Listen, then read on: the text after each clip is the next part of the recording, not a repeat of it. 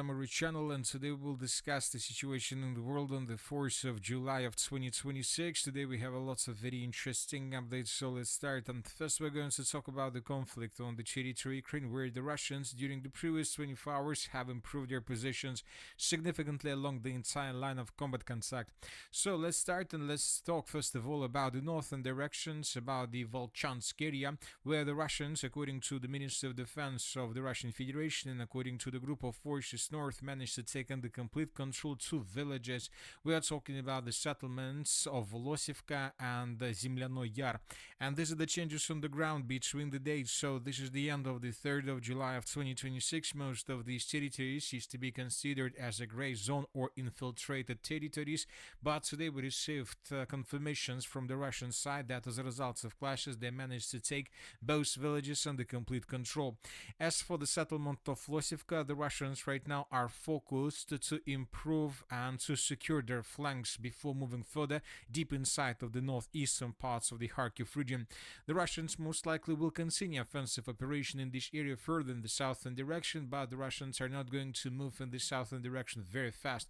As of now, the Russians are tasked to establish complete control over the settlement of Belый Kolodец, and according to the Minister of Defense of the Russian Federation, the village of Zemlyano Yar was taken by Russians. This morning they announced about this during another report of the Minister of Defense and the group of forces north. And as you can see, the distances between the settlements of Zemlyano Yar and Belый Kolodец is already less than 500 meters, which means that most likely first sabotage and reconnaissance groups of the armed forces of the Russian Federation have already entered the settlement of Belый Kolodец, and I believe that the clashes are taking place through the settlement itself already. And if Ukrainians lose control over the settlement of Belый Kolodец, and if Russians are able to establish complete control over this part of the northeastern part of the Kharkiv region, this would lead to complete collapse of the most northeastern parts of the Kharkiv region. We're talking about these territories, and obviously under the pressure of the armed forces of the Russian Federation, the Ukrainians would be forced to fall back further in the southern direction, first of all towards the settlement of Veliki Burluk. This is the next stage of the battle for the northeastern parts of the Kharkiv region. We're talking about this territory, and if Ukrainians lose control over the settlement of Veliki Burluk, the Ukrainians would be forced to fall back in the direction of the settlements of Pechenegi and Shevchenkovo.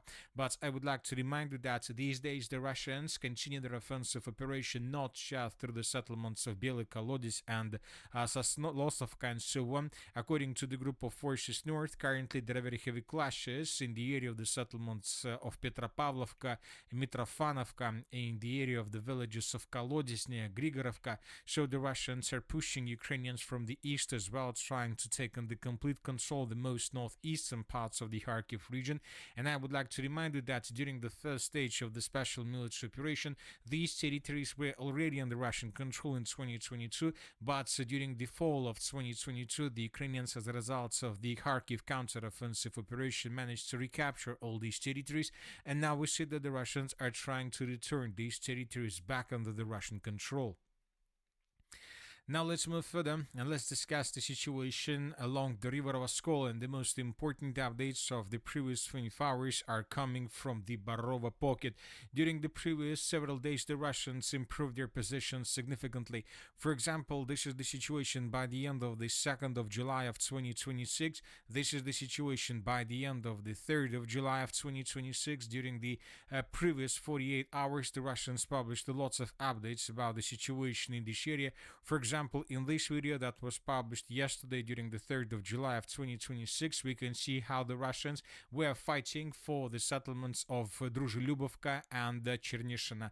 And here in this video we can see at least several places where the Russian soldiers were located and where the Russians were raising their flags. Yesterday we have adjusted and we have cut completely this pocket.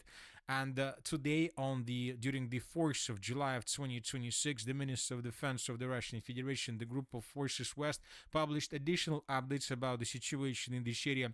The Russians reported that the settlement of Novy Mir, the settlement of Druzhelyubovka, the settlement of Cherneshina, and the settlement of Sheikievka are already under complete Russian control. So let's take a look at this video that was published by Russians today. Here we can see how the clashes for these villages villages were taking place through the Barova pockets. And in the final part of this video, we can see flags. We can see the Russian flags through these territories. We haven't adjusted the territory of Shikivka because this report was published right before we started making this video, and the Minister of Defense of the Russian Federation also published a video about the situation in this area. We will analyze this video, and probably tomorrow, before the next update, we will adjust the map and we will color these territories under complete Russian control. So as you can see, the news around this, the Barova pocket is tightening. The Ukrainians lose the ground in this area, and at some point the Ukrainians would be forced to begin retreating further in the southwestern direction towards the settlements of Oskol and Izum, with the purpose to organize defenses along the rivers of Oskol and Seversky Donetsk in this area. But we believe that by the moment when the Ukrainians retreat from these territories, and by the moment the Russians finish the battle for the entire Barova pocket, we believe that the Russians would make several attempts to cross the river Oskol with the purpose to attack the Ukrainians in the area of the Sychyv Izum from the north. According to different sources, since the beginning of 2024 and 2025, and during the 2025 and 2026, the Ukrainians were improving their defenses around the Sychyvs of Oskol and Izum significantly, building a dense network of the fortifications. So we can say that the Sychyv of Izum is a very important and well-fortified territory where the Ukrainians would try to stop the Russians, and where the Ukrainians would try not to allow the Russians to outflank the Slavensk-Konstantinovka agglomeration from behind, and to outflank the Sychyv of Kharkiv from the south as well. So most likely during this second part of 2026, and probably during the late 2026, we may see the third battle for the Sychyv of Izum. The first two battles for the Sychyv took place during the 2022, and it seems that during the late 2026 or early 2027, the third battle for the Sychyv is going to take place. And as of the Sychyv of Izum, according to information we have, there is a strategical elevation in this area, the highest point between the Sychyvs of Slavensk and Kharkiv, and who controls these highest points are able to control lots of territories around.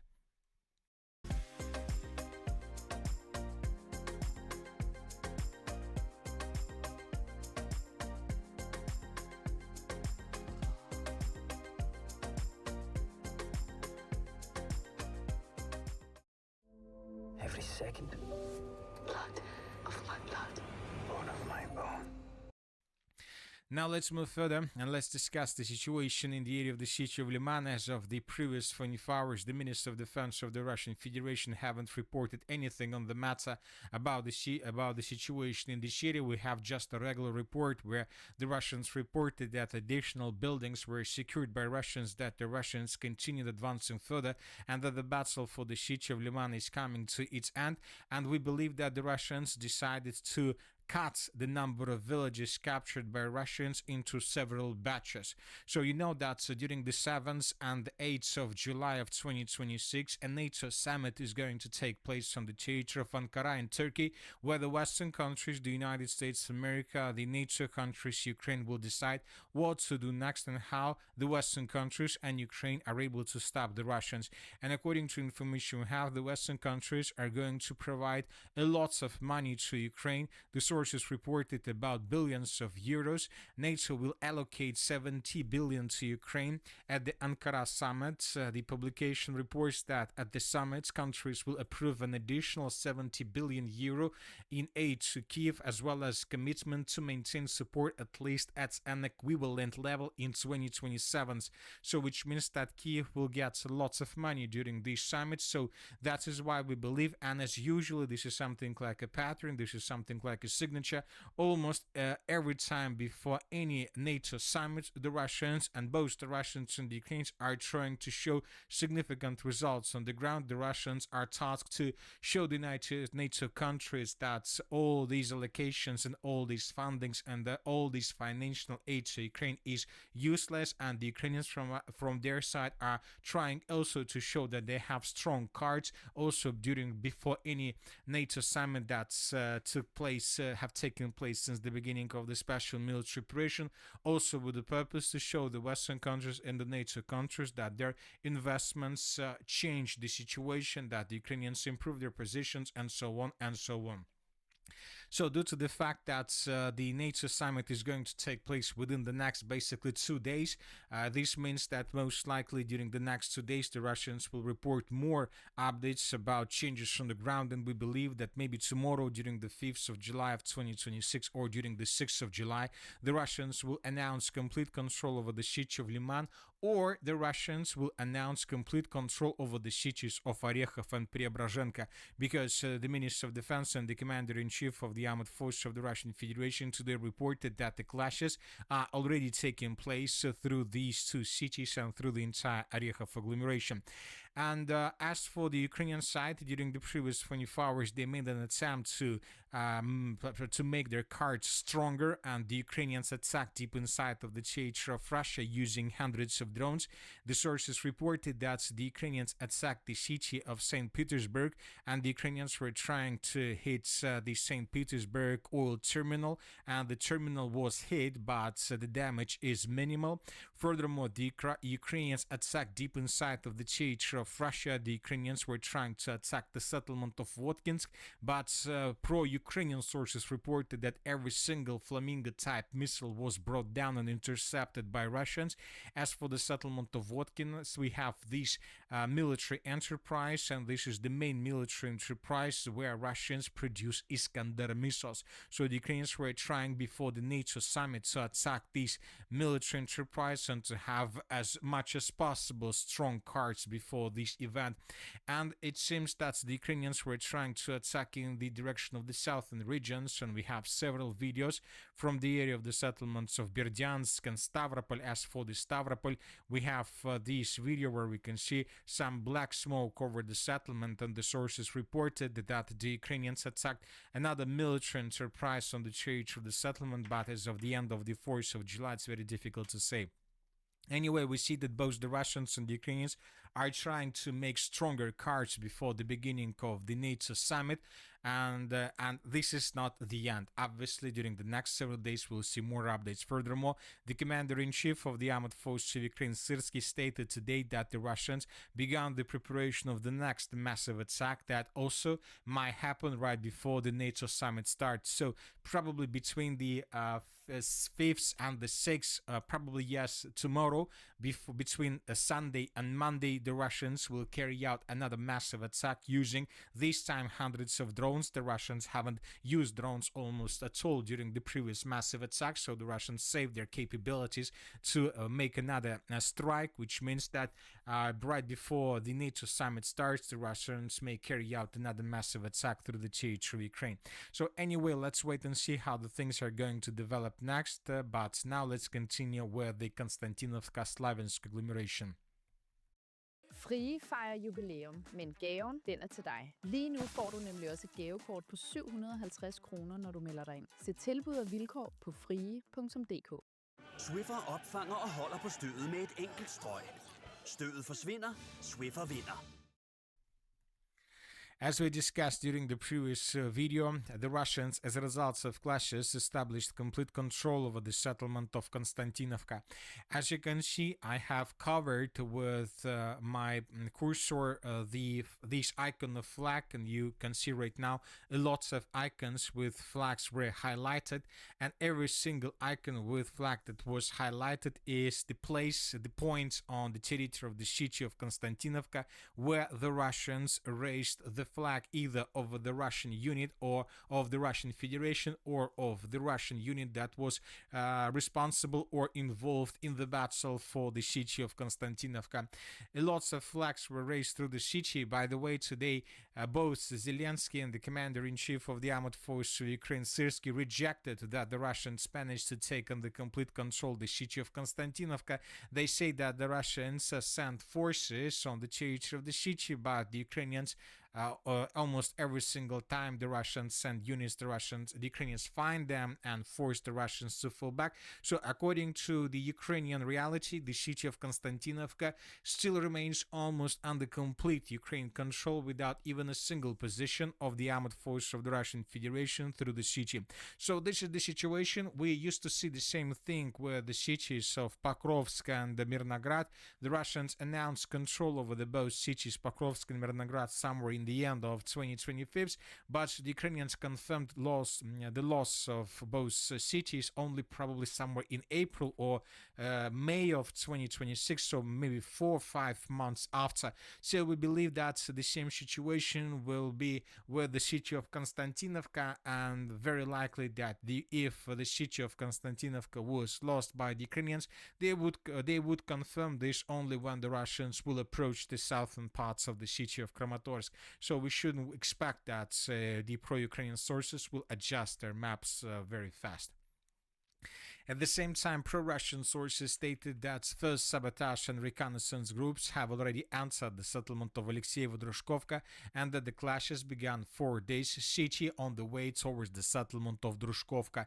So the Russians, as we can see, managed to improve their cards as strong as possible before the NATO summit.